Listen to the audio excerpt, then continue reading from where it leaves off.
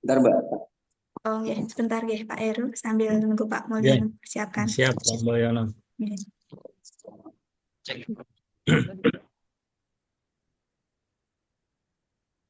Halo. Ya, tapi suaranya kecil tuh Pak Mul. Kecil ya? Oh, ini udah. Sudah jelas, Bu. Suaranya Pak Mul sudah jelas ini. Udah selesai Pak Ya. Heru ya. Oke, oke, siap.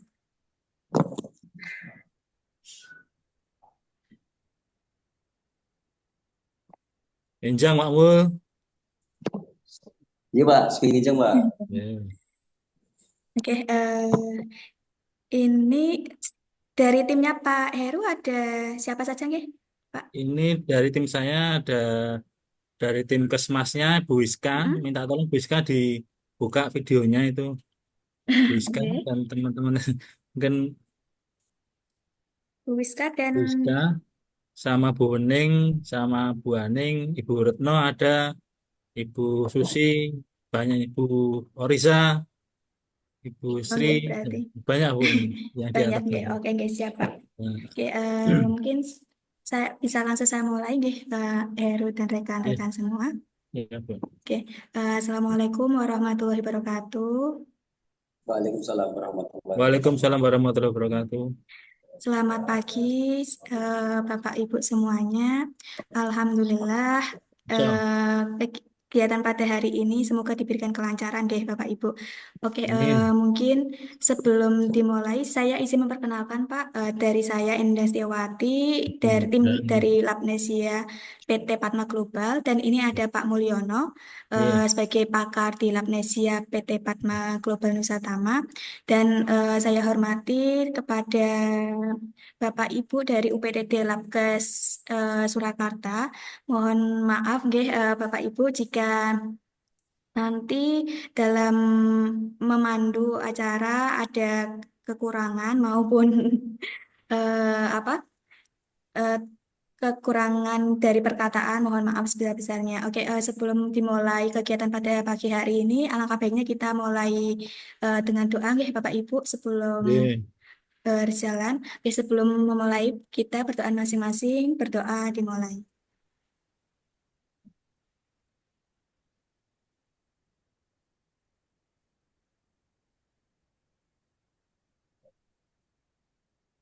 Oke, selesai. Oke, mungkin yang pertama ini nanti akan ada pembahasan mengenai pengenalan Labnesia dulu ya, Pak Heru dan rekan-rekan semua. Nanti Iya, selanjutnya siap. akan dilanjutkan oleh Pak Mulyono. Iya. Saya izin share screen sebentar mengenai apakah udah Sudah, terlihat nggih, Pak? sudah terlihat, Bu. Udah nggih. Oke, Bapak Ibu semuanya, eh, kami izin memperkenalkan di sini Labnesia adalah mitra laboratorium terbaik untuk perguruan tinggi. Tapi tidak menutup kemungkinan kita juga memberikan pendampingan ke pihak swasta maupun instansi pemerintah. Jadi bersama pakar terbaik dan berpengalaman di bidangnya. Jadi dari Labnesia sendiri itu kita ada beberapa layanan, Pak. Yang pertama itu ada pendampingan, kemudian ada pelatihan dan sertifikasi person. Nah, untuk layanan sertifikasi person sendiri, kita punya dua eh, dua layanan. Yang Skema, Mbak. pertama sama yang kedua ini tentang LS, kita bekerja sama dengan LSP Edukia, dan ini adalah pertama dan satu-satunya di Indonesia. Terus untuk yang selanjutnya ada layanan kompetensi untuk mahasiswa maupun untuk lulusan. Nah, selanjutnya untuk metode layanannya kita juga ada beberapa metode. Pertama itu ada webinar, ada pelatihan untuk jaminan pakar dan applicable, terus pelatihan dan sertifikat person dan lembaga, kemudian ada pendampingan, dan ada tanya pakar. Nah, di sini kita udah ada beberapa pakar, salah satunya di sini ada Pak Mulyono yang saat ini hadir untuk memberikan penjelasan mengenai gap analisis. Kemudian kami dari Labnesia PT Padma Global Nusatama udah per Desember 2024 telah mendampingi 12 laboratorium dengan 8 perguruan tinggi. Ini khusus untuk yang perguruan tinggi, Pak. Dari awal sampai lulus terakreditasikan. Nah, layanan kami di sini ada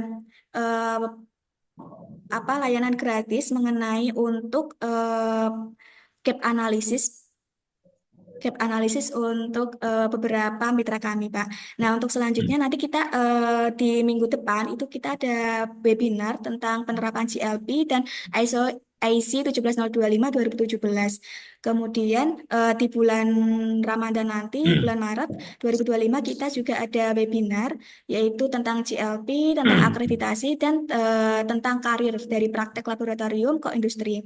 Nah, mungkin ini cerita singkat mengenai Labnesia. Dan ini beberapa dokumentasi, Pak. Jadi kita tahun lalu kita juga mendampingi beberapa universitas. Di sini ada Universitas Tanjung Pura, Universitas Siliwangi, Politeknik Negeri Semarang. Dan untuk ada beberapa swasta yang belum kita cantumkan di sini. Dan instansi pemerintah juga. Mungkin itu sekilas mengenai Labnesia dan perguruan tinggi yang kami dampingi. Begitu. Cukup sekian. Mungkin presentasi pengenalan untuk Lamnesia, nggih, Bapak Ibu. Mungkin selanjutnya akan dilanjutkan oleh Pak Mulyono untuk mepresentasikan atau menjelaskan pemaparan mengenai akreditasi dan nanti akan dilanjutkan oleh Pak Heru untuk gap analisisnya yang kemarin udah mengirimkan ke kami ya Pak untuk gap analisisnya. Ya. Ya. Oke, mungkin dari Pak Mul mau ditampilkan yang apa dulu ya Pak? Yang ini Mbak, tahapan akreditasi Mbak. Tahapan akreditasi ya. Dari saya laptopnya Pak Mul udah bisa? Dari Mbak Inang, laptop Oke. saya agak error. Oke, guys ya Pak. Yang tadi nggih. Ya.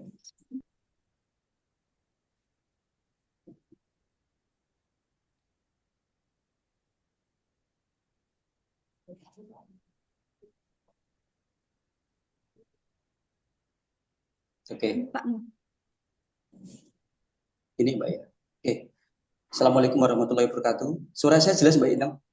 Jelas, Pak Mul. Jelas. Jelas Waalaikumsalam ya. warahmatullahi wabarakatuh. Salam kenal Bapak Ibu semua dari Lab Kesda Solo. Ya, Lagi sama kenal. mohon izin saya sedikit menyampaikan materi terkait dengan persiapan akreditasi ISO IC 1225. Lanjut Mbak.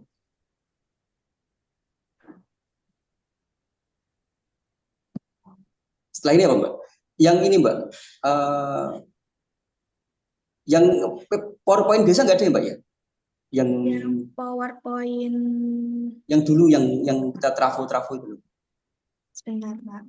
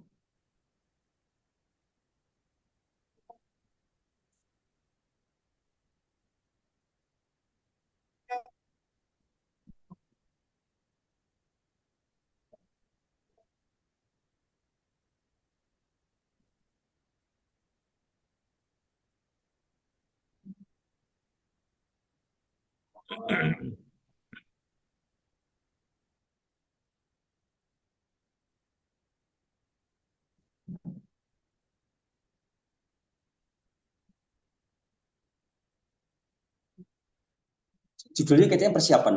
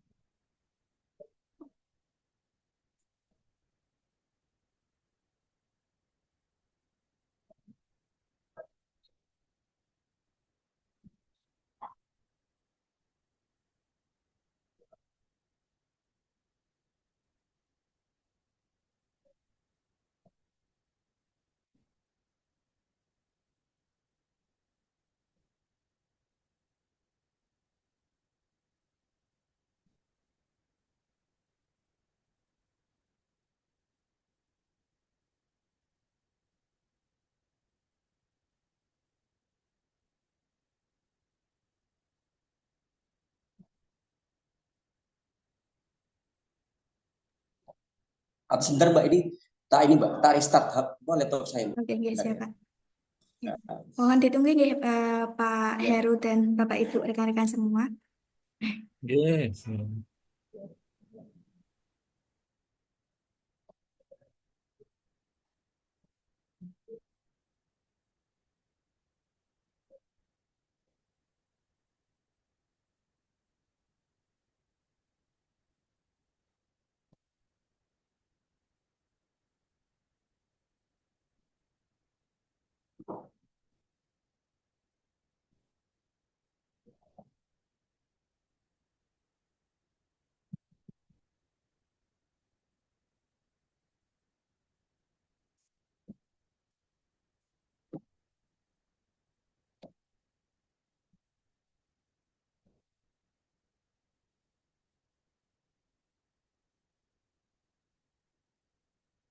Oh iya, iya. Bentar Mbak, tak, tak keluar dulu ya. Bentar.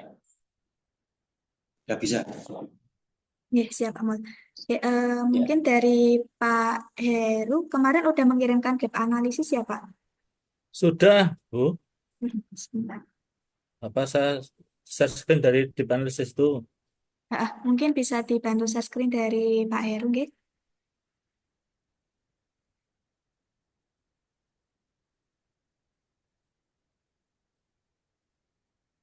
Sudah, bisa. Mm-mm. Oke, nggih. Sebentar.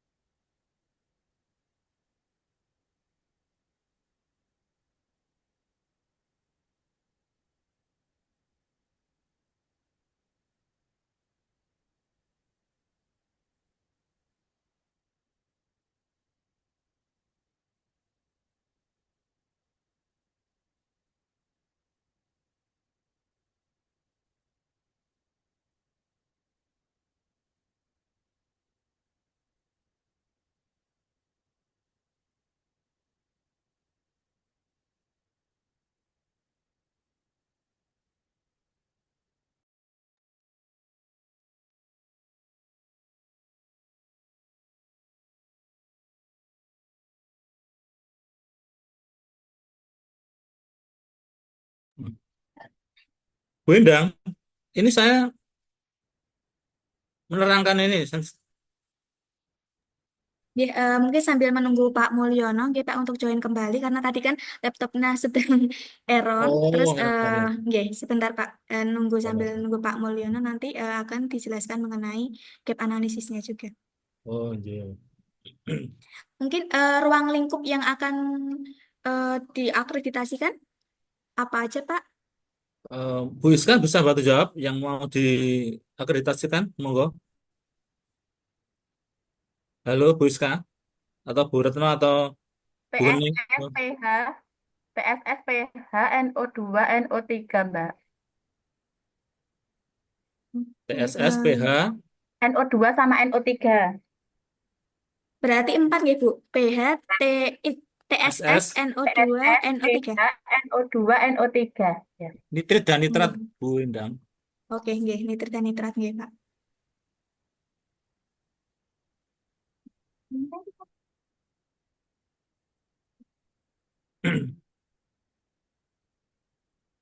Sebelumnya udah pernah ikut ini Pak untuk pelatihan ISO IC 17025 dari Kalau eh, ISO timnya. kita belum, tapi kalau Mm-mm. akreditasi sudah 2 kali.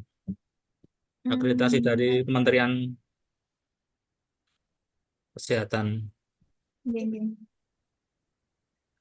Itu sampai tahun berapa Pak ininya? Yang apanya? Yang akreditasi ini dari Akreditasi kemarin kita barusan tahun 2023. Jadi Mm-mm. 5 tahun lagi 2028 kita naik berakhir ini. Untuk yang Oh, berarti reakreditasi baru yang kedua. kemarin ya Pak. Ya 2023 bulan Agustus kelihatan kalau nggak salah. Mm-mm. Ini Pak Mul udah bergabung. Assalamualaikum Pak Mul. Cek, cek. Iya, Oke. Jelas Mbak, suara saya Mbak? Jelas, iya Pak jelas, Mul. Pak. Jelas ya.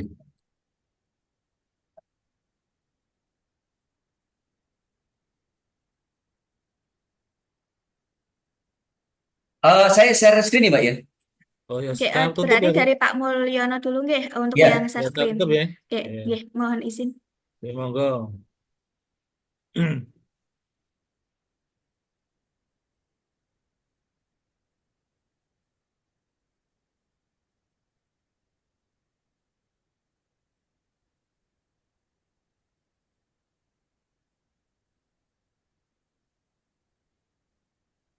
ya. Sudah terlihat ya Mbak Endang ya. Ya, Sudah, sampun. Pak Mul. Ya, Assalamualaikum warahmatullahi wabarakatuh Bapak Ibu semua. Waalaikumsalam. Saya eh, akan menyampaikan sedikit materi ya Pak Ibu ya terkait dengan laboratorium menuju akreditasi ISO IC 1725 ya. Mohon izin nih memperkenalkan diri, nama saya Mulyono. Saya setiap hari masih bekerja ya, mungkin kayak Bapak Ibu semua. Saya di lab pengujian, kemudian saya juga mengisi berbagai materi terkait dengan ISO 1725. Kemudian saya juga sudah beberapa kali ya sekitar 10 kali lah mendampingi akreditasi laboratorium terkait dengan akreditasi, surveillance, penyusunan dokumen dan lain-lain. Ya, juga aktif untuk memberikan materi terkait dengan 1125. Termasuk saya juga salah satu tim dari Labnesia. Saya kebetulan sebagai trainer. Kemudian saya juga terlibat dalam kegiatan LSP ya karena Edukia ini sebagai informasi Bapak Ibu sudah terakreditasi juga sebagai ISO 17024 ya, lembaga sertifikasi personil. Jadi kalau Bapak Ibu kepengen ada penjaminan bahwa kompetensi personilnya terkait dengan lab itu diakui, silahkan nanti bisa ikut di Labnesia. Kita punya dua skema Pak Ibu ya. Skema implementator ISO 1125 juga audit internal. Ya. Keuntungannya kalau Bapak Ibu ikut LSP itu sertifikatnya ada logonya kan ya. Jadi secara kompetensi lebih diakui daripada cuma hanya ikut training ya. Oke, ini sebelum saya menyampaikan terkait dengan akreditasi laboratorium, saya sedikit memberikan gambaran ya terkait dengan pentingnya laboratorium ya. Jadi lab pengujian itu sangat-sangat penting Pak Ibu ya. Ada beberapa hal yang saat ini jadi mandatori Pak Ibu ya. Kenapa lab pengujian itu penting? Yang pertama ini pencemaran lingkungan. Jadi kalau Bapak Ibu kebetulan lewat di sebuah kawasan industri ya, ya kok ada kawasan industri, kemudian sebuah perusahaan itu mengeluarkan asap hitam atau limbah dalam bentuk cairan yang pekat gitu, ya kadang-kadang kita memberikan kesimpulan atau justifikasi ini melakukan pencemaran. Padahal tidak semudah itu, Pak. Jadi ini ada peran laboratorium ya, ada kegiatan sampling, ada kegiatan pengujian, ada kegiatan pemberian opini ini melakukan pencemaran atau tidak. Ya, jadi pencemaran lingkungan itu bisa disebut perusahaan bisa disebut melakukan pencemaran itu bila hasil ujinya melebihi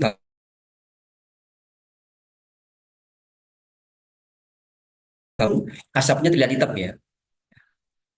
Yang kedua ini juga mandatory Pak Ibu ya terkait dengan keamanan pangan. Ini di lab saya banyak terlibat nih ya. Jadi contoh keamanan pangan itu apa? Kandungan logam berat ya. Nggak boleh sebuah produk pangan itu mengandung logam berat tinggi ya. Contoh lagi pemenuhan gizi Pak Ibu. Apakah sebuah produk itu ada kandungan misalkan kandungan protein, kandungan zat besi, kandungan fiber, ya. Kalau susu itu ada kandungan DHA, EPA itu dari mana? Nah, harus dari lab pengujian ya.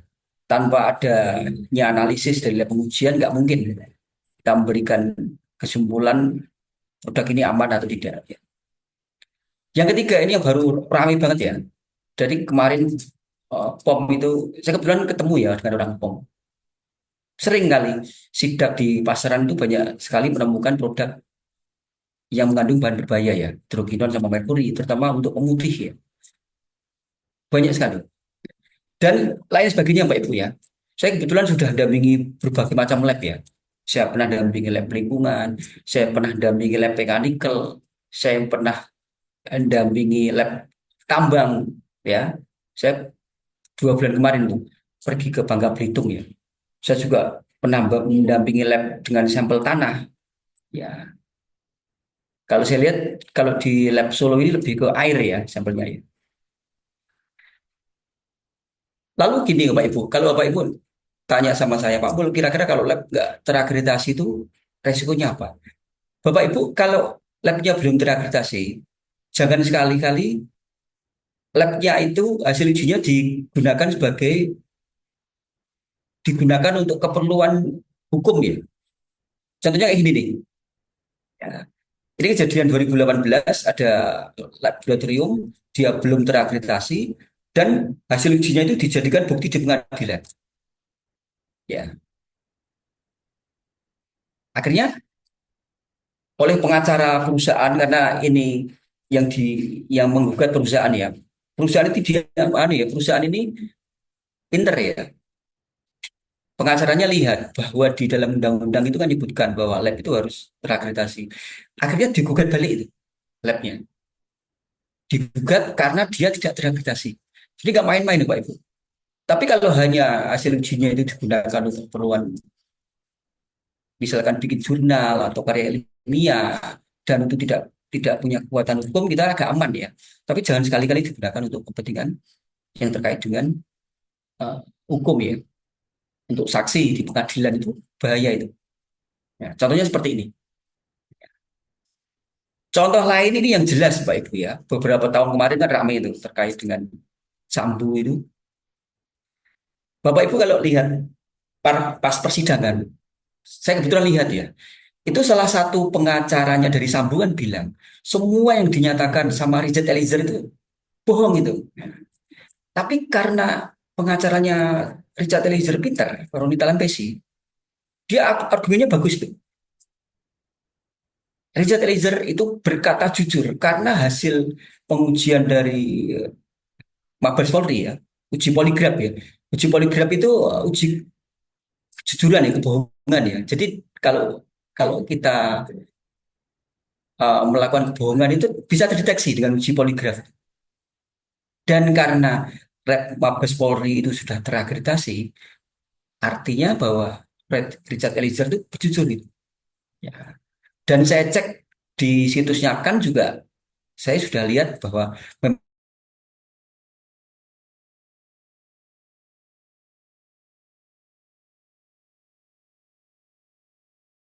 akurat dan diakui.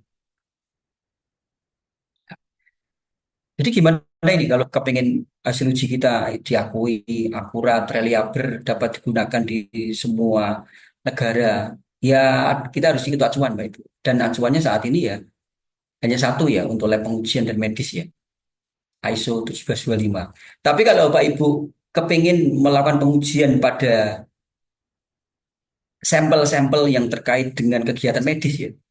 Jadi ada 2 standar ya yang perlu diketahui. Kalau Bapak Ibu itu sampelnya itu bagian biologis tubuh manusia dan digunakan untuk kepentingan medis ya, misalkan darah, urin, feses, rambut, keringat dan lain-lain ya, digunakan untuk diagnosa medis. Itu pakainya ISO 15189. Tapi kalau sampelnya air, kemudian pangan, itu ISO 1125. Bedanya itu, Pak. Ya. Standarnya ISO 1125 atau 15189, proses pemenuhan kompetensinya namanya akreditasi. Ya. Jadi 1725 itu akreditasi kata kuncinya. Karena satu yang mengeluarkan itu Komite Akreditasi Nasional. Yang kedua itu hanya digunakan untuk laboratorium. Tidak bisa organisasi lain yang mau akreditasi 1125 itu selain lab ya. Dan yang ketiga itu bukti kompetensi. Jadi 3 kata kunci itu untuk akreditasi ya. Dikeluarkan oleh KAN untuk laboratorium dan itu bukti kompetensi. Ya. Dan ini contoh Bapak Ibu, kalau nanti lab Kesda Solo mau akreditasi, kayaknya kalau lab Kesda Semarang sudah ya, lab Kesda Semarang, Kota Semarang saya lihat sudah itu. Nah, nanti dapat sertifikat kayak gini. Ya. Lalu dapat lampiran ruang lingkup. Jadi artinya gini, Pak Ibu. Bapak Ibu kalau sudah terakreditasi dapat sertifikat seperti ini, bukan berarti semua sampel bisa diterima ya. Kayak di tempat saya nggak mungkin nerima sampel itu timah, batu bara nggak mungkin, Pak Ibu. Jadi kegiatan kita itu dibatasi. Jadi kalau seumpama kita main bola, kegiatan kita itu dibatasi oleh garis putih ya. Jadi di dalam garis putih kalau kita main sepak bola itu adalah area open play ya, area permainan terbuka ya. Sama dengan lab. Dan ini contoh di lab saya Pak Ibu ya. Jadi lab saya itu sampelnya spesifik hasil produk perikanan, pengujiannya hanya spesifik, hanya kimia, mikrobiologi, sama sensori ya.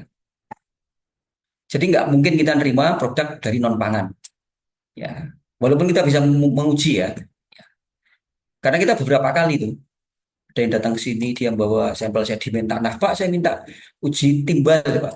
Waduh nggak bisa Bu.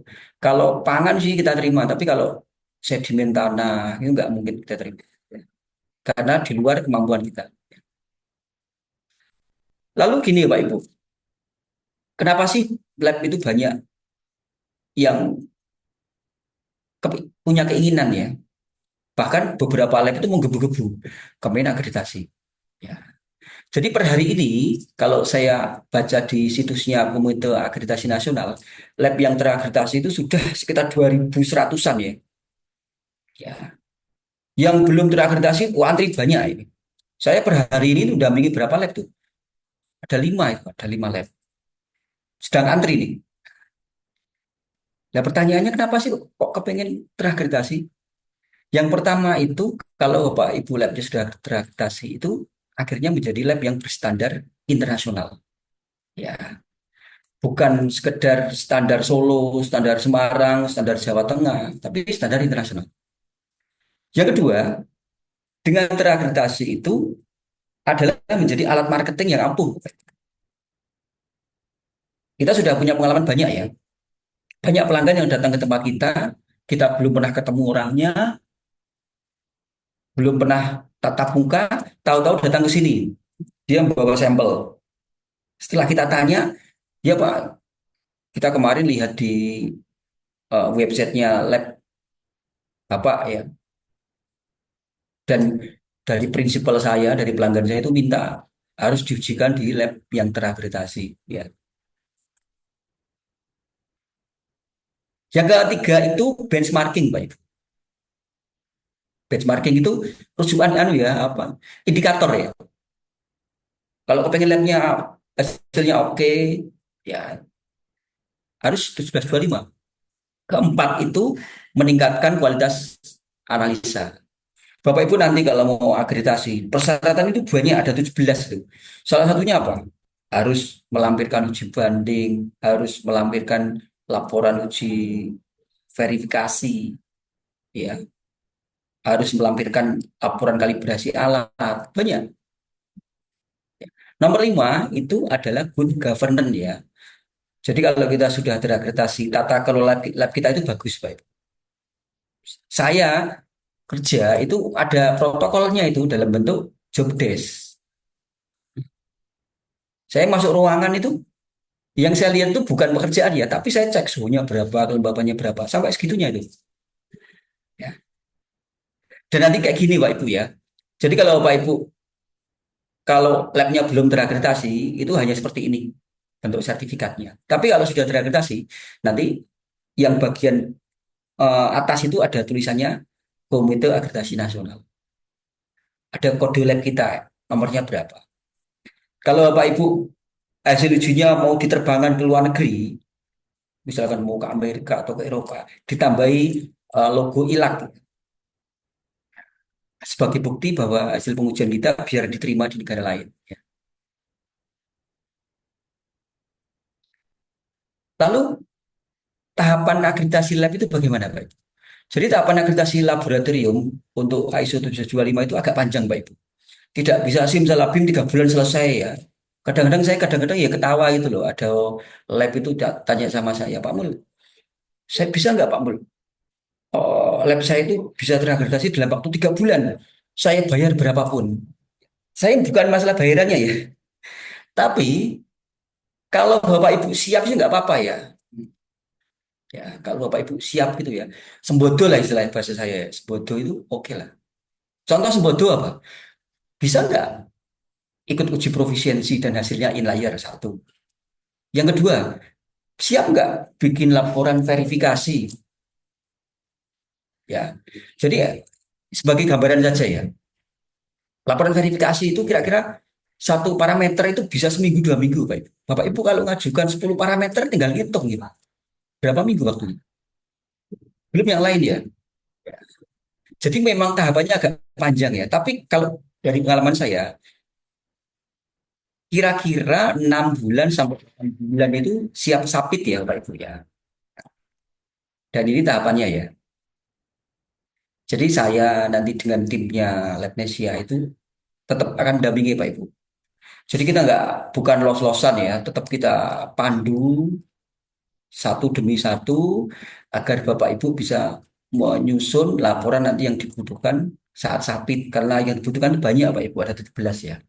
Yang pertama yang kita berikan itu laporan awareness pemahaman ISO 1725. Ini wajib diikuti oleh semua personil, nggak terkecuali ya. Dari kepala lab sampai ke OB-nya kalau bisa ikut. Biar OB itu tahu ya bahwa kalau saya hari ini nggak nyapu, kemudian saat ada kegiatan audit, temuan itu. Nih, lalu kalau sudah Bapak Ibu training awareness, bukan berarti Bapak Ibu leha-leha ya. Ada tugas itu. Satu, membentuk struktur organisasi, menginventarisasi SDM, membuat inventarisasi ruangan, layout, inventarisasi reagen, inventarisasi alat, inventarisasi CRM, dan inventarisasi kemampuan kita melakukan pengujian apa saja. Ya. Tapi untuk nomor 2 sampai nomor 8 ini kita punya guidance-nya Pak Ibu ya. Kita punya formulirnya. Bapak Ibu tidak usah menciptakan formulir baru, nanti ikuti formulir yang akan kita berikan. Ada contohnya juga. Ya. Yang kedua training validasi Pak Ibu. Sorry, penyusunan dokumen. Ya. Dan kalau training penyusunan dokumen tidak usah semua ikut ya. Cukup manajer sama tim penyusunan dokumen saja. Nggak usah banyak-banyak. Ya.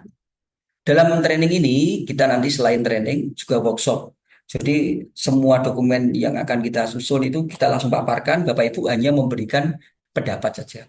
Pak ini kurang koma, ini kurang dan, katanya kurang ini.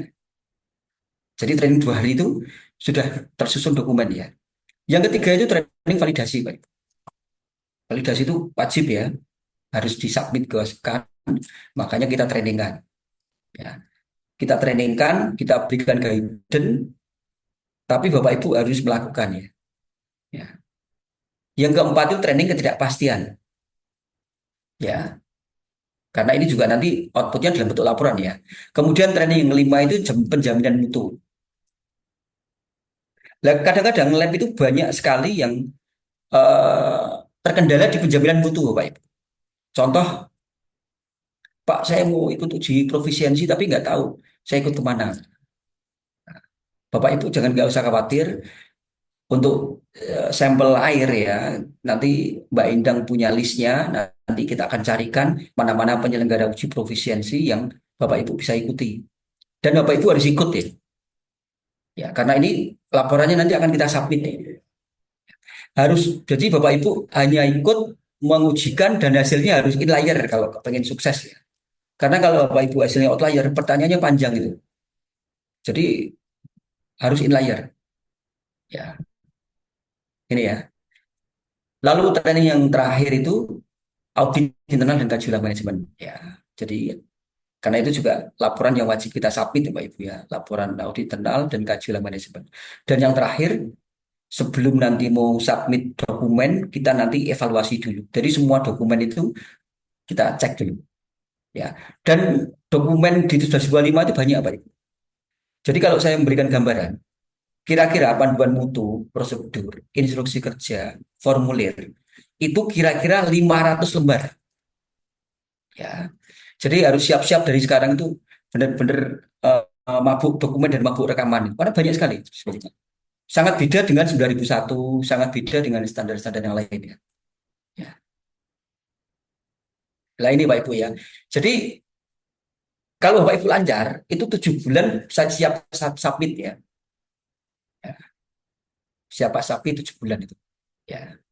Kendalanya dua yang paling sering kita hadapi ya di lab itu. Satu itu uji profisiensi.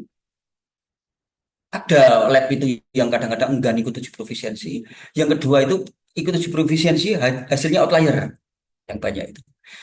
Kendala yang kedua yang paling banyak kita hadapi itu saat pembuatan laporan verifikasi. Karena verifikasi itu bukan sesuatu yang mudah, Bapak Ibu. Ya, satu ruang lingkup itu bisa seminggu, bisa 2 minggu, dan melibatkan banyak tenaga ya, tenaga proses reagen. Ya, makanya harus siap gitu. Ya. Lalu kalau Bapak Ibu sudah menyiapkan yang ini, ya, sudah ada dokumen, sudah ada laporan validasi, sudah ada laporan ketidakpastian, sudah ada laporan uji banding, sudah ada laporan audit internal, laporan kaji ulang manajemen, ya, baru kita siap submit ya. Dan seperti ini alurnya ya. Ya, jadi nanti kita daftarkan, Bapak Ibu bisa daftar sendiri atau nanti kita pandu oleh Mbak Indah. Ya, kita daftarkan. Lalu kalau sudah oke, nanti Bapak Ibu dapat user sama password. Ya, nanti Bapak Ibu submit kira-kira ada 17 dokumen, Bapak Ibu. Listnya seperti ini. Ya, termasuk tadi yang saya sampaikan itu ya, struktur organisasi, panduan mutu, sertifikat kalibrasi, audit internal, kaji ulang manajemen, uji profisiensi, hasil uji banding. Ya, ya. Ini yang untuk lab yang non lingkungan ya. Tapi kalau Bapak Ibu mengajukan sebagai lab lingkungan, ada tambahan tuh. Dokumen K3, limbah dan sampling ya, ada 3. Nah, jadi nanti kita yang ngajukan itu harus jelas Bapak Ibu. Kita sampelnya air. Parameternya itu pH, salinitas, TDS, TSS, BUD, CUD contohnya seperti itu. Dan metodenya apa? Bebas ya, mau milih SNI, ISO, AOAC, ya bebas kalau metode itu.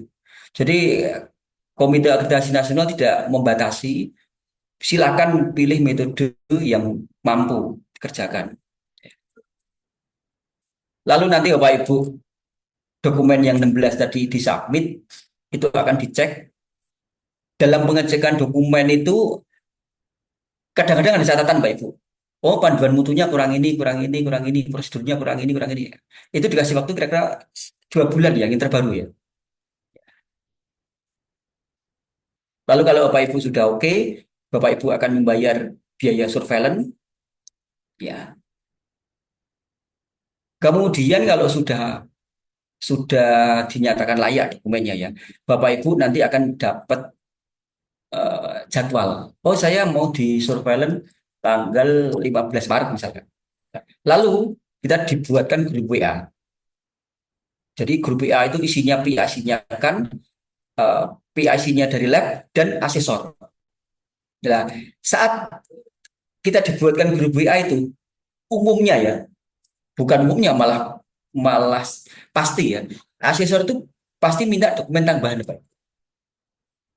Jadi kalau dokumen awal yang kita submit itu ada sekitar 17 ya. Yang kita submit tambahan itu biasanya lebih banyak itu. Contohnya apa? Rekaman rapat, kontrol cat ujian, ya, rekaman monitoring suhu kelembapan ruangan, ya, rekaman pemenuhan kompetensi laboratorium banyak itu. Ya, jadi kalau saya mendingan dari awal itu saya siapkan dulu daripada nanti pas kita dapat tambahan dari asesor kita kelabakan ya. Baru nyiapkan. Kalau saya mending kita mundur tapi dokumen komplit dulu. Ya. Nah, jumlah SOR sesuai dengan ruang lingkup Pak Ibu ya. Kalau ruang lingkupnya banyak ya SOR-nya banyak. Lalu kalau sudah kita assessment, kita nanti punya kewajiban melakukan perbaikan. maksimal 3 bulan ya kalau awal ya. Kalau surveillance 2 bulan. Nah, nanti kalau Bapak Ibu sudah selesai surveillance-nya, dan jangan khawatir Bapak Ibu, kita dampingi nanti full ya, sampai Bapak Ibu nanti saat surveillance ada perbaikan, kita dampingi. Cara jawabnya kita dampingi. Gimana bikin bikin akar penyebab, gimana bikin perbaikan, gimana bikin tindakan korektif, bagaimana bikin contoh penyusunan lampiran yang baik, bagaimana cara berkomunikasi ke asesor, kita pandu nanti. Ya. Nanti kalau sudah oke, ya nanti Bapak Ibu bisa pantau ya perkembangannya itu di situsnya eh, kan ya, alamatnya layanan kan or ID. Jadi kalau masih perbaikan ya ada tulisannya, kalau sudah selesai ada perbaikannya. Ya. Dan nanti yang memberikan keputusan itu Bapak Ibu labnya layak akreditasi atau enggak itu bukan asesor tapi rapat konsilkan ya. Tapi biasanya kalau kalau lancar semua jarang sih ada masalah. Ya. Dan perlu diketahui untuk sertifikat akreditasi dan lampirannya tidak ada dalam bentuk fisik, Bapak Ibu. Bapak Ibu nanti download sendiri, kemudian di print sesuka hati ya. Mau di print 5, di print 10, boleh. Bebas. Bahkan bisa juga untuk kepentingan promosi. Jadi bisa ditempel di website, bisa ditempel di flyer, bisa ditempel di laporan tahunan, bisa ditempel di profil organisasi. Ya. Nah ini contoh di tempat saya seperti ini ya sertifikatnya. Kemudian ruang lingkupnya seperti ini. Jadi kalau di lab saya sendiri per hari ini ada 20 ya ruang lingkup dan nanti rencana mau nambah 2 kayaknya ya untuk uji stamin sama uji bobot tuntas ya. Kita nanti sedang persiapan. Ini siklus akreditasi Pak Ibu. Jadi akreditasi 225 itu bukan 2 tahun atau 3 tahun ya, tapi 5 tahun Pak Ibu. Dan selama 5 tahun itu kita nanti dikunjungi 2 kali. Jadi agak longgar ya. Jadi kunjungannya itu per 18 bulan sekali, bukan setahun sekali. Ya. Jadi kalau akreditasinya hari ini keluar, maka 18 bulan berikutnya kita dikunjungi. Terus yang kedua itu 18 bulan berikutnya. Dan ini pertanyaan menarik ya. Saya kadang-kadang pernah ditanya itu, Pak, kira-kira itu perlu nggak saya bisa akreditasi sendiri atau harus menggunakan konsultan ya? Jadi kan itu tidak mewajibkan Bapak Ibu ya. Nggak ada kewajiban Bapak Ibu itu harus dengan menggunakan pihak ketiga, enggak ya. Cuman ada catatannya Pak Ibu. Untuk tahapan akreditasi itu panjang sekali, 8 bulan. Ada banyak sekali persyaratan-persyaratan teknis yang harus dipenuhi. Dan kadang-kadang lab itu kesulitan. Makanya kalau menggunakan jasa kami ya dari Labnesia itu jelas kita punya pengalaman dan keahlian yang lebih mendalam ya. Saya sendiri sudah lebih dari 10 kali mendampingi akreditasi lab. Ya, kalau di total dengan teman-teman yang lain mungkin sudah 20-30-an. Ya. Kita punya pengalaman pendampingan akreditasi, pengalaman training, kita juga punya pengalaman memberikan jasa sertifikasi personil karena kita sudah 1724. Ya. Kemudian dengan kita ada konsultan itu mempercepat proses akreditasi. Yang pasti kita nanti sepakat dulu timeline-nya seperti apa, Bapak Ibu mengerjakan sesuai timeline itu dan sembodo ya. Jadi kalau Bapak Ibu sudah mau rencanakan bahwa laporan validasi selesai 1 bulan ya harus 1 bulan, jangan molor ya. Karena saya dampingi 3 lab hari ini sudah molor Bapak Ibu. Laporan validasi dari bulan Oktober sampai sekarang nggak selesai-selesai itu. Ya. Jadi cepat atau enggak, lancar atau enggak, itu tergantung dari kerjasama kita ya. Kita memberikan arahan, Bapak Ibu melakukan apa yang kita arahkan. Ya. Yang ketiga itu mengoptimalkan sumber daya. Jadi kita bisa cepat ya. Dokumen itu cepat tuh. 2 hari selesai Pak Ibu ya. Contoh lagi laporan validasi kalau Bapak Ibu lancar, mungkin per parameter seminggu selesai. Ya, ini mengoptimalkan sumber daya. Nomor 4, menjaga kualitas hasil pengujian. Jadi kita sudah punya pengalaman nih, Pak ini hasil ujinya seperti ini akurasinya kurang, ini presisinya kurang. Ya, oke, demikian Bapak Ibu semua dan Mbak Indah paparan dari saya. Ya, kalau Bapak Ibu memerlukan paparan ini nanti saya kirim ke Mbak Indah ya, PDF-nya ya. Ya. Terima kasih, Pak. Oh, Siap, terima kasih Pak Mulyono. Mungkin dari Pak Heru dan rekan-rekan semua ada yang mau ditanyakan dulu Pak? Bu? ya. Ya, terima kasih Bu Undang. Mungkin dari teman-teman tim dari Kesmas, Bu Wiska, Bu Retno, Bu Ning, ada pertanyaan dulu tentang teknisnya yang disampaikan oleh Pak Mulyono tadi. Monggo.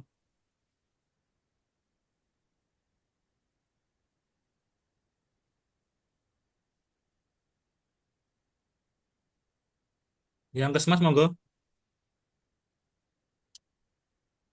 Ada enggak?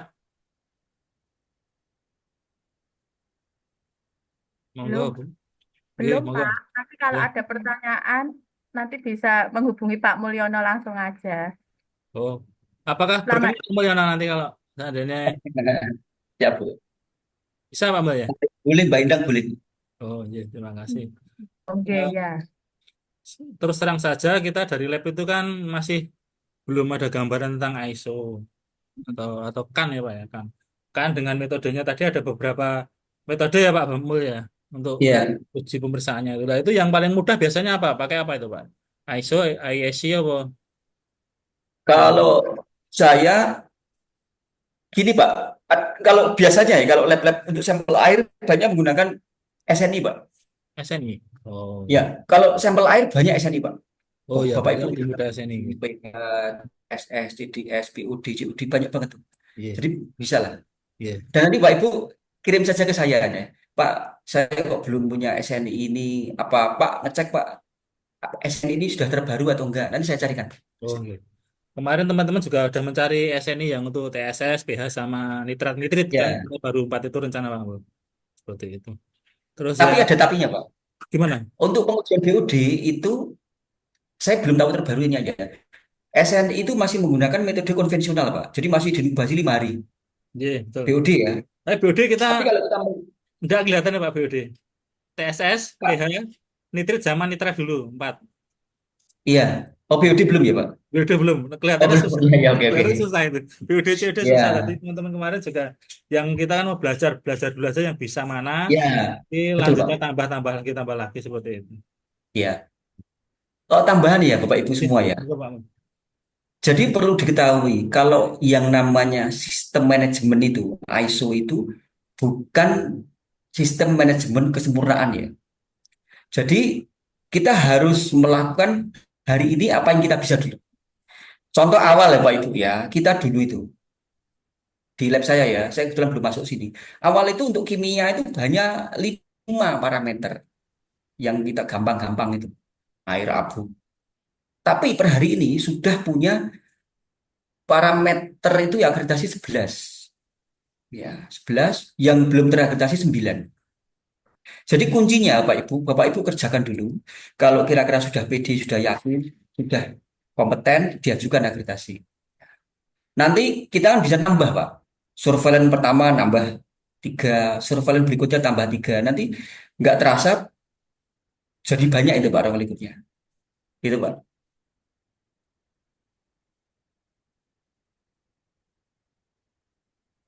Mungkin ada lagi teman-teman yang mau ditanyakan.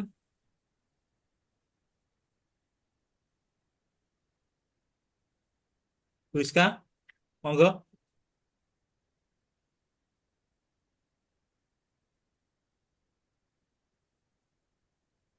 Ya, Monggo. Mumpung ada ya, pakarnya, monggo. ya Pak Mulyono, maaf mau izin bertanya. Itu kan dokumen apa namanya untuk persiapan kan kami belum pernah ya, ya baru mau membuat gitu. Dan saya kalau kerangka acuannya seperti itu nanti diberi dari Pak Mulyono sendiri atau pripun gitu Pak untuk bisa kita pelajari pembuatannya gitu. Dokumen, Bu. Ya, dokumennya, Dokumen dokumen-dokumennya. kita sudah punya template-nya Bapak Ibu ya. Jadi kita punya Oh, template-nya Bapak Ibu, tapi tetap harus dibahas bareng-bareng ya. Karena template saya itu kan generik ya, dipakai untuk semua lab ya. Jadi untuk istilah-istilah yang terkait dengan lab keseda kan saya nggak tahu ya. Mungkin lab keseda mulai punya istilah apa. Nah itu kan harus dituangkan dalam bentuk dokumen ya, terutama di panduan mutu. Nah itu nanti kita diskusi Pak. Jadi training yang kedua, training penyusunan dokumen itu kegiatan dua double ya. Kita training sekaligus workshop penyusun dokumen. Jadi training 2 hari itu langsung jadi tuh Pak Ibu. Panduan, prosedur, IK, ya, formulir sudah jadi semua. Gitu Pak Ibu. Ya. oh, gitu. Terima kasih Pak Mulyono. Iya Bu.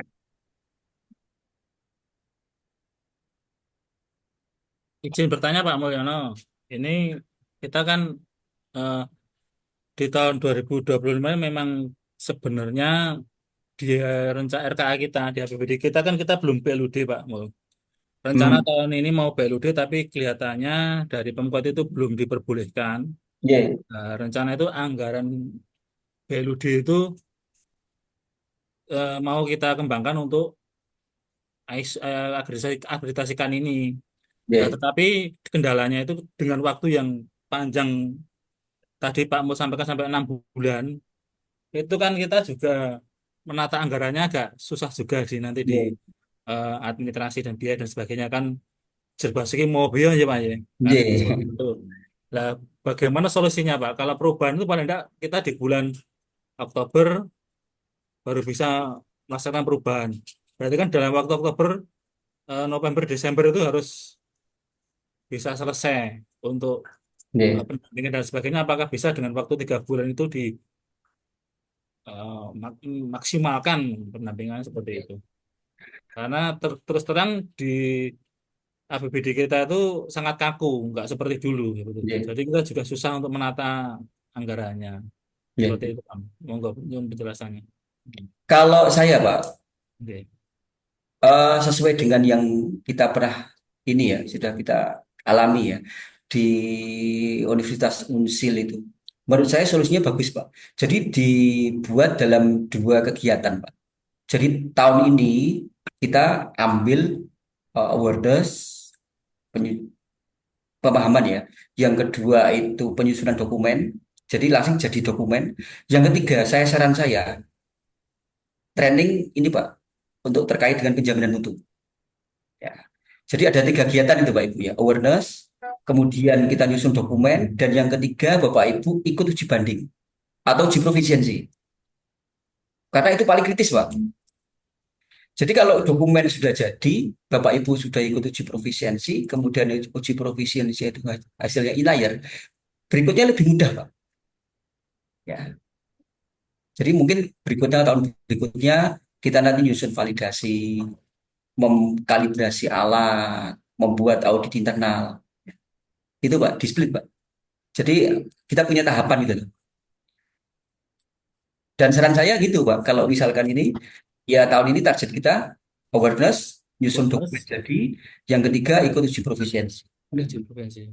Mm. Kalau uji profesiensi nanti insya Allah kan belum ada SASC karena terus terang kita tuh kemarin dengan tim yang di Kesmas itu uji profesiensinya baru air bersih dan air minum. Untuk air Ya, limbah terus terang belum punya gambaran karena tidak ada penawaran dari Jakarta maupun dari Surabaya tentang air limbah. ya, Yaitu nanti minta tolong dari institusi mana saja yang bisa ya. uji provinsi Pak Mulya. Oke, Nanti kita ya Pak. bisa ajukan penawarannya biar ini tadi biar bisa dimasukkan ke SAS dulu. Ya, Baru kita bisa melakukan uji provinsi. Paling tidak juga di perubahan juga uji ya, provinsinya karena di SIPD kita belum muncul untuk air limbah pemeriksaan ya, profisiensi uji limbah itu seperti itu.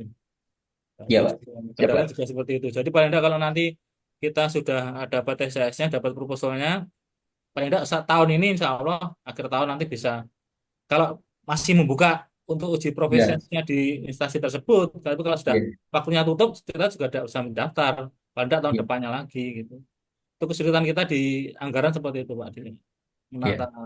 anggaran. Ya Pak, nanti kita anu Pak. Kita punya list sih Pak. penyelenggara uji profisiensi untuk air limbah kayaknya ada. Kita nanti kontak dulu Oke, PU soalnya kan Pemda. pendaftaran biasanya di awal tahun ya Pak ya. Biasanya gitu Pak. Nah, Nanti makanya kalau pelaksanaannya biasanya Juli gitu. di awal tahun lah, kalau kita yang cari akhir tahun apa ada Iya, Pak. Jadi nanti betul. minta tolong Karena itu. banyak banyak masalah itu di situ Pak. Hmm, Aduh, beberapa kali tuh kemarin tuh belum uji profisiensi Pak. Iya, Kalau saya profisiensi penting itu. iya, Karena itu hubungannya dengan orang lain Pak Ibu ya. Kita nggak bisa sembarangan kan. iya, Beda dengan validasi, beda dengan beda dengan validasi, beda dengan kalibrasi itu kan yang tentukan kita. Kita dalam bahasa Jawa itu saat dan saatnya kan bisa tuh kita bikin iya, kan. Ya, tapi kalau uji profisiensi kan nggak bisa kan. Daftar dulu, dikirimi sampel, kita uji, ngirim ke sana, kirim laporan kan panjang, iya, gitu Pak. iya, Jadi harus anu, Pak, harus dibuat step-step ya Pak. iya. Tahun ini awareness, nyusun dokumen sama uji profisiensi. Work- Izin tanya Pak Mul, untuk apa tuh yang kegiatan pertama tadi apa? Workness. Awareness Pak, pemahaman, pemahaman. Pemahaman Nanti itu nanti kegiatan bentuknya apa Pak itu? ini Pak, izin saja ya Pak. Ya.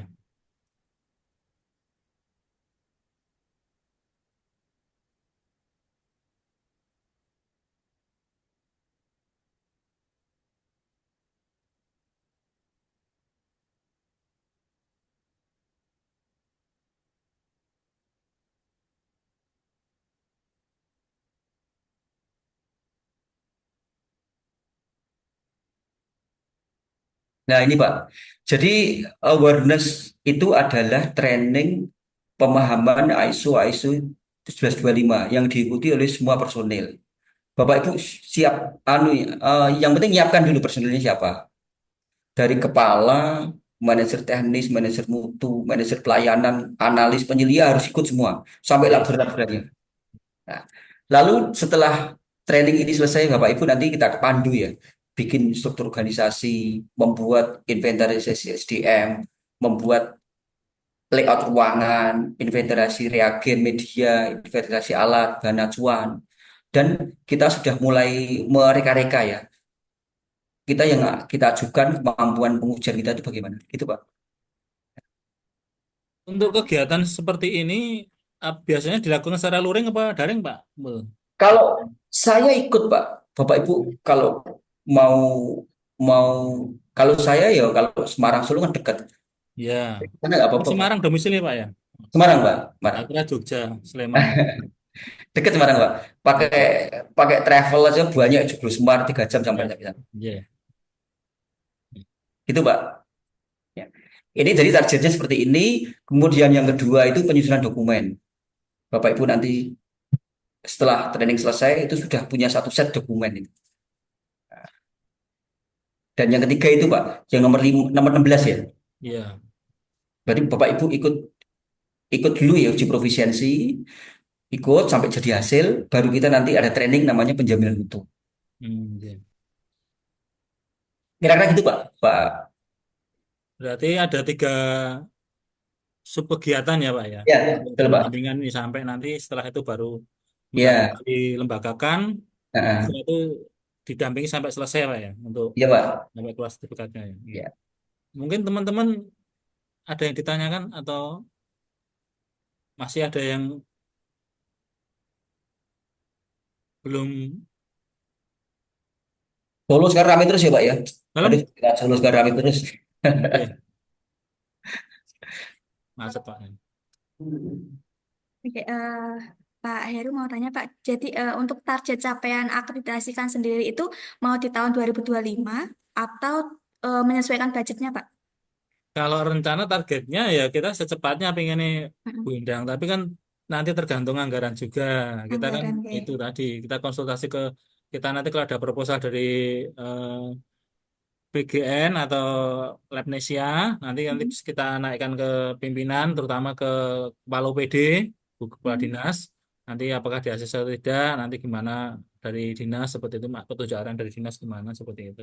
Jadi terus terang saja kita ini kan eh, meraba-raba, ingin belajar, ingin sekali melakukan akreditasikan, tapi itu tadi juga tidak bisa menentukan hari ini atau tahun depan atau pakai ini pakai itu ya itu kita juga belum bisa menentukan karena kita juga masih konsultasi kepada pimpinan kita. Tapi saya berterima kasih sekali Pak Mul, Bu Endang sudah berkenan mendampingi kita pada pagi hari ini. Sudah ada wawasan Pak, sudah ada agak Ya. pikiran kita sudah ada gamblang tentang akreditasi seperti ini. Ternyata juga sangat membutuhkan, terutama saya kalau saya setuju memakai pendampingan karena terus terang teman-teman kita pekerjaannya juga sangat banyak, pasien kita juga banyak, terutama di Kesmas juga, klinik juga. Jadi kalau tidak ada pendampingan mungkin juga kita juga kerepotan. Itu Bendang, Pak Mul, dan untuk anggaran terutama yang nanti kita belum bisa pastikan. Tapi insya Allah nanti kalau ada proposalnya nanti saya naikkan ke pimpinan kita.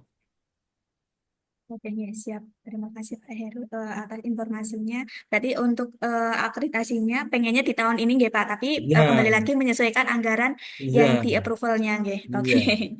Apa, tadi anggarannya di bulan apa Pak? Oktober nggih? Kalau anggaran sebenarnya segini, anggarannya itu sudah ada di anggaran kita, anggaran BLUD sudah ada, sudah punya, tapi tinggal itu tadi nama di perubahan itu sekitar bulan Oktober, Bu Endang. Oktober. Hmm. Oktober nanti kalau proposal sudah naik, sudah kita masukkan proposal dan bisa untuk dibuat SAS-nya, satuan standar harganya bisa masuk, dan itu nanti bisa baru bisa kita gunakan. Tapi kalau belum ada proposalnya, kita juga belum bisa mengajukan SHS-nya atau SSH-nya ke Pemkot seperti itu. Jadi kita harus ada bukti dukungnya Hmm. proposal tersebut. Itu. Oke, nggih, siap. Oke, nggih, terima kasih Pak Heru. Jadi untuk biayanya itu seperti yang tadi Pak Mulyono sampaikan, kita menyesuaikan anggaran dari UPTD Labkesnya. Jadi kalau misalkan dari anggarannya itu hanya bisa mencapai di 3 tahap, kita menyesuaikan. Jadi 3 tahap dulu. Nanti kalau misalkan apa ada anggaran lagi, kita selesaikan sih sampai tahap terakhir gitu sih Pak. Jadi menyesuaikan dari anggarannya aja gitu, nggih. Iya. Untuk Ya. tahapannya bisa menyesuaikan gitu, nggih. Nanti kalau Pak Heru. rencana anggaran nanti bisa WA dengan Bu Endang ya. Nanti Mm-mm, biar dengan saya admin langsung ya Pak. saya juga bisa komunikasi dengan Bu Endang karena Mm-mm, kita juga punya iya siap. tenaga akuntan, nanti bisa Mm-mm, komunikasi dengan Bu Endang tentang biaya. Kalau Pak mm-mm. Amul kan di teknisnya nanti, teman-teman Iya tadi Ya, betul Pak. tentang teknisnya. Oke guys siap Pak Heru. Oke, ada lagi tambahan dari Pak Heru dan tim UPTD Labkes. Saya kira Kalau tidak tidak ada, ada Bu Endang. kita Oke. cukupkan. Oke. Alhamdulillah udah berjalan 1 jam ya. Insya Allah cukup efektif pada siang hari ini. Terima kasih dari Pak Heru, dari Bu Wiska, Bu Wening, Bu Haning, Bu Retno, Bu Susi, dan rekan-rekan semua kepada Pak Mulyono yang udah berkenan untuk memberikan wawasan kepada kita semua. Alhamdulillah, semoga eh, nanti bisa menjalin kerjasama dengan baik. Oke, Ya. saya Ines Tewati pamit undur diri. Mohon maaf sebesar-besarnya atas eh, dalam memberikan arahan tadi nggih, Pak. Jika ada salah kata, mohon maaf sebesar-besarnya. Wassalamualaikum warahmatullahi wabarakatuh. Waalaikumsalam Waalaikumsalam. warahmatullahi wabarakatuh. Matur suwun Pak Amul. Terima Pak. kasih, Pak Heru. Betul Ibu. Yo, Bapak Ibu Cukup, Pak. semua. Saya live Mbak Idang ya. yo. Oke, Mbak. terima kasih, Assalamualaikum Pak. warahmatullahi Waalaikumsalam Bye. warahmatullahi wabarakatuh.